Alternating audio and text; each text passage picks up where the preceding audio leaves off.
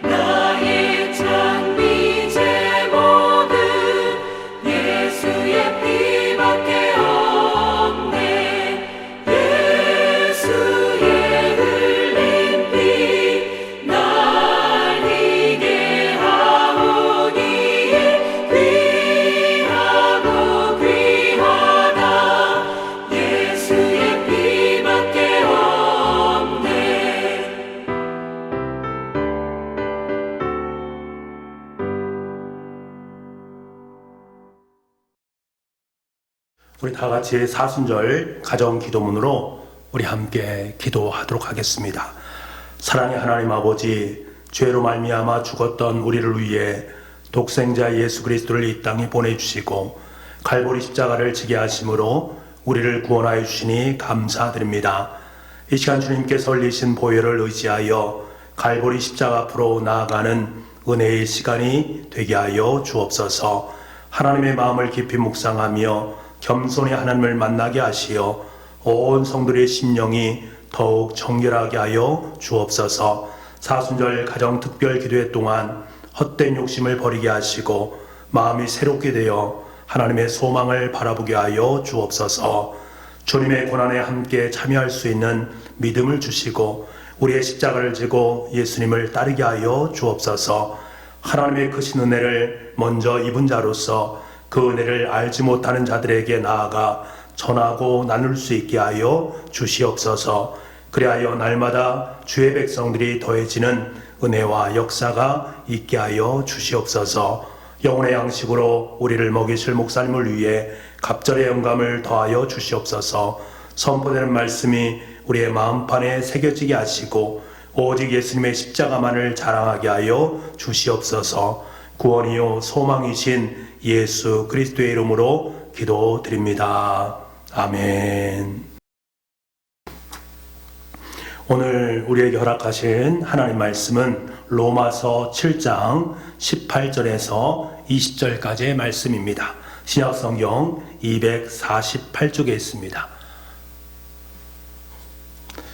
함께 찾아보시고 우리 함께 읽어보도록 하겠습니다. 우리 함께 읽겠습니다. 시작.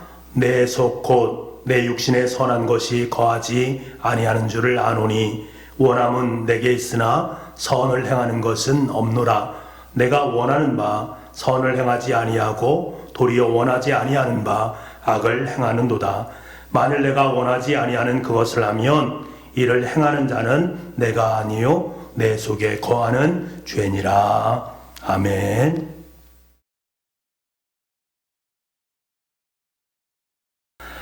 사라켄의 작품인 새벽 4시 48분 사이코시스라는 연극이 있습니다. 연극의 등장인물은 자살 충동을 느끼는 한 여인과 자신의 또 다른 자아 그리고 정신과 의사입니다.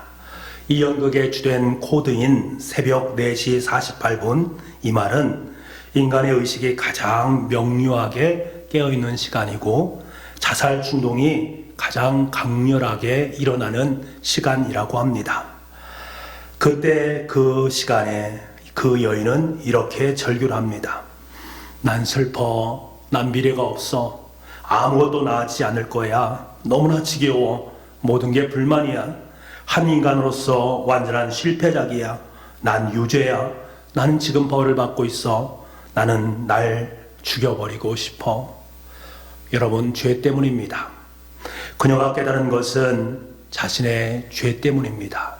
자신의 심각한 죄 때문입니다. 어느 날 여자는 자신 안에 수천 마리의 바퀴벌레가 살고 있다는 것 같은 그런 느낌을 받았습니다. 부조리하고 더러운 자기 자신을 발견한 것이지요. 자기가 너무나 혐오스럽고 고통스럽게 느껴졌습니다. 그렇다면 이것이 나의 전부인가? 아니, 그녀는 묻습니다. 진정한 나는 과연 어디에 있는 것인가? 결국 그녀는 바퀴벌레로 가득 차 있는 자신의 그 내면을 죽이기로 결정을 하게 됩니다. 나를 죽이면 진정한 나를 만날 것이라는 기대감을 가지면서 그렇게 행동을 합니다. 여러분, 나를 죽이면 진정한 나를 만날 것이다. 매우 중요한 고백입니다. 그녀는 지금 자신이 거짓이란 사실을 바르게 인식하고 있는 것입니다. 내가 지금 삶을 살고 있지만 그 삶 자체는 바퀴벌레로 가득 찬 것 같이 더럽고 혐오스러운 삶의 모습, 내 모습이 정말로 그녀에게는 너무나도 싫게 느껴졌던 것입니다. 그러니까 그녀의 마음속에 죽고 싶다라는 심정이 들었겠지요. 여러분, 성경은 이것을 무엇이라고 말하는지 아십니까? 성경은 이것을 피조물의 탄식이다라고 말을 하고 있습니다. 로마서 8장 20절에서 22절까지의 말씀을 보게 되면 이 피조물의 탄식에 대해서 이렇게 말씀하고 있는데 우리 함께 이 말씀을 찾아보기를 원합니다. 신약성경 250쪽에 있습니다. 여러분 직접 찾아보시고 함께 읽어보도록 하겠습니다. 우리가 찾았으면 우리 함께 읽도록 하겠습니다. 같이 읽어보겠습니다. 피조물이 허무한데 굴복하는 것은 자기 뜻이 아니요 오직 굴복하게 하시는 이로 말미암음이라. 그 바라는 것은 피조물도 썩어짐에 종릇한 데서 해방되어 하나님의 자녀들의 영광에 자유에 이르는 것이니라. 피조물이 다 이제까지 함께 탄식하며 함께 고통을 겪고 있는 것을 우리가 아느니라. 아멘. 허무한데 굴복한다. 여러분, 굴복한다라는 이 말은 원래 헬라어로 보게 되면 마타이 오테스라는 말을 사용을 합니다. 이 말은 힘이 너무나 약해서 어쩔 수 없이 내 인생 전체가 와르르 무너지는 그 상태를 의미하는 단어입니다. 죄와 더러움 앞에 서 있는 인간의 모습이 얼마나 나약한 모습이고 한계성을 갖고 있는가에 대한 부분을 우리에게 잘 표현해 주고 있는 말이 바로 이 굴복한다라는 말 속에 담겨져 있습니다. 그리고 썩어짐의 종노릇이란 말은 원래 원어로 보게 되면 썩어 문드러져서 구더기가 나고 바퀴벌레가 득실거리는 상황 속에 있는 그 모습을 의미하는 말입니다. 연극 속의 그녀의 모습이 바로 이 썩어짐의 종노릇 같은 모습이었다라고 고백을 하는 것입니다. 그런 자신을 용납할 수 있겠습니까? 솔직하게 고백해서 용납할 수 없는 그 모습 아니겠습니까? 그때 이 말이 그녀에게 들려온 것입니다. 너의 진실한 자아가 존재한다. 그러니 너 자신을 죽여라. 더러운 육을 벗고 새 옷을 입어라. 사랑하는 성도 여러분, 이 세상을 사는 모든 사람들은 자신의 죄와 부조리와 불편함을 경험할수록 그 삶 속에 좌절감을 느낄 수밖에 없습니다. 그 좌절감을 느끼게 되면 느끼게 될수록 그 시간의 끝자락에는 절망밖에 없고 마지막에는 죽음의 나락으로 떨어질 수밖에 없습니다. 성경은 이것을 우리에게 뭐라고 말합니까? 즉 사망이다. 죄가 장성한 즉 사망을 낳느니라. 성경의 말씀입니다. 여러분, 신발에 작은 모래알 5개를 넣고 다닌다라고 생각해 보십시오. 처음에는 그 모래가 별것 아닌 것처럼 여겨집니다만 시간이 가면 갈수록 그 작은 모래들로 말미암아서 내 발이 너무나 고통스러움을 느끼게 됩니다. 여러분, 이것이 바로 죄의 내용입니다.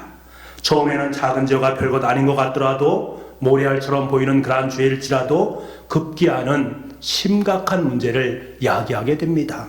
문제는 무엇입니까? 이것이 우리를 비참하게 하는 죄라는 것을 알게 되더라도 연극 속의 그 여인처럼 죄를 극복할 수 있는 힘이 자기의 삶 속에 결코 있지 않다라는 것입니다. 이것이 우리의 문제입니다. 그러니까 우리는 탄식하고 부르짖을 수밖에 없는 것입니다.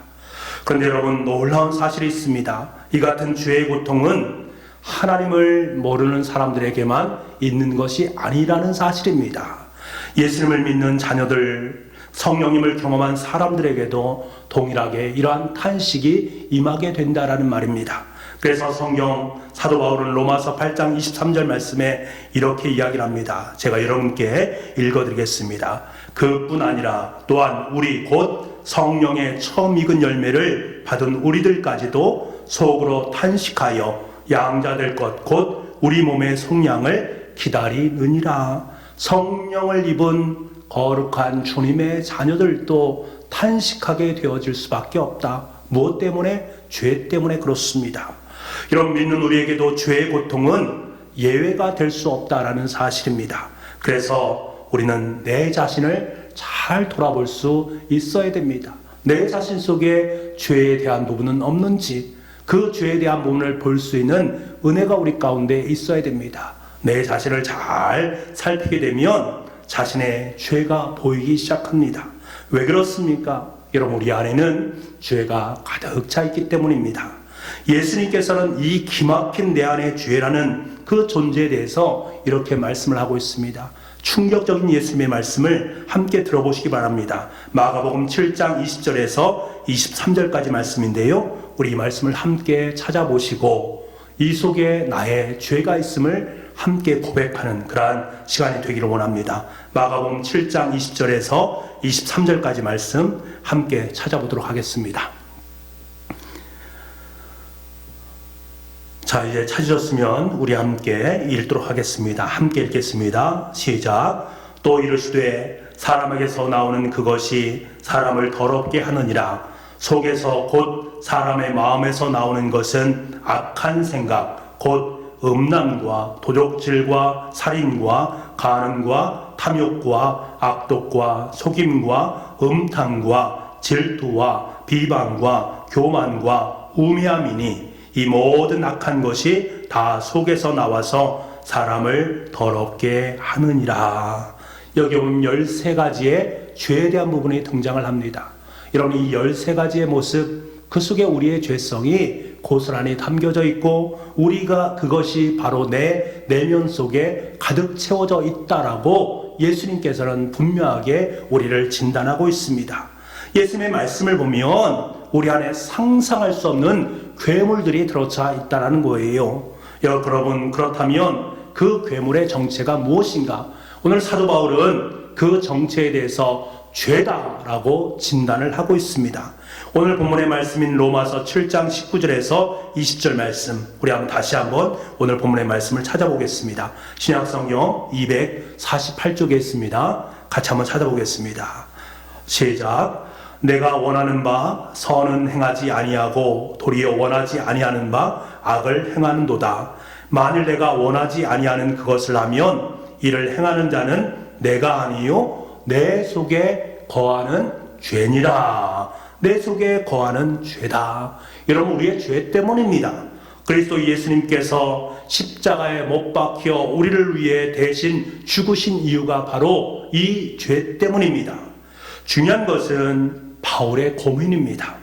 그는 자신의 죄된 것을 발견하게 됩니다. 그리고 고통을 느낄 수밖에 없습니다. 심지어 바울조차 사라페인 여인의 연인처럼 이제 나는 죽었으면 좋겠다라는 생각을 죄 때문에 갖게 되어집니다.